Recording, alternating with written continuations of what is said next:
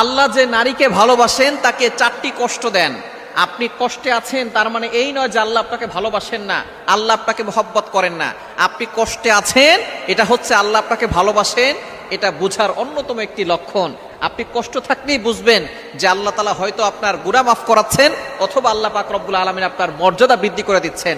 সুতরাং নারীদের জীবনে যদি এই 4টি কষ্ট থাকে, তাহলে বুঝে নিবেন যে আল্লাহ পাক রব্বুল আলামিন আপনাকে ভালোবাসেন, আপনাকে মহব্বত করেন, এবং এই কষ্ট দিয়ে আল্লাহ পাক রব্বুল আলামিন আপনার মর্যাদা বৃদ্ধি করে মৃত্যুর সাথে সাথে আপনাকে জান্নাত দিতে চাচ্ছেন। নাম্বার 1, 1 নাম্বার হচ্ছে মানুষের অন্যায় সমালোচনা।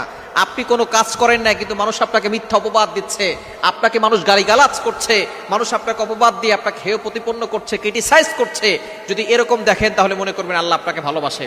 আল্লাহ পাক রব্বুল আলামিনের একজন বান্দি ছিলেন দুনিয়াতে, যার নাম হচ্ছে মারিয়াম আলাইহিস সালাম। হযরত ইমরান আলাইহিস সালামের কন্যা ছিলেন এবং হযরত ঈসা আলাইহিস সালামের মা ছিলেন।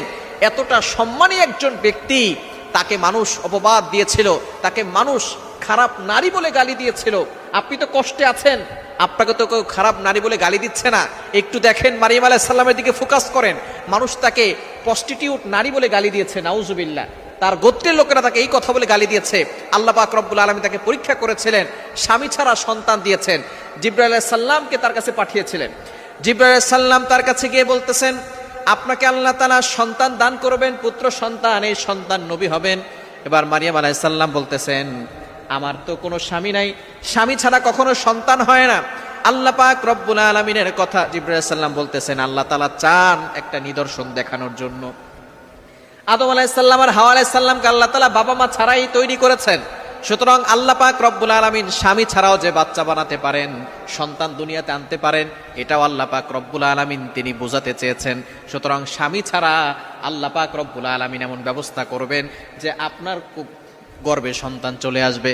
মারিয়াম আলাইহিস সালাম বলতেছেন, যদি আল্লাহ তাআলা এমন করতে চান তাহলে আমি আল্লাহ তাআলার সেই ফয়সালায় আমি সন্তুষ্ট আছি। জিবরাইল আলাইহিস সালাম এবার তার জামার আস্তিনে একটা ফু দিয়েছেন, আর তার গর্ভে বাচ্চা চলে এসেছে। এবার মানুষ যখন তাকে দেখেছে, দেখার পরে তার ব্যাপারে বিভিন্ন ধরনের মতবাদ, অনেক ধরনের অপবাদ দেওয়া শুরু করেছে।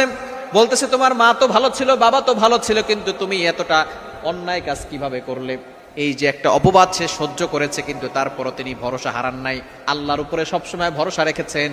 শেষ পর্যন্ত ঈসা আলাইহিস সালাম যখন জন্মগ্রহণ করেছেন, ছোটকাল কোল থেকেই তিনি কথা বলা শুরু করেছেন। তিনি বলেছেন, ক্বালা ইন্নী আবদুল্লাহ আতানিয়াল কিতাব।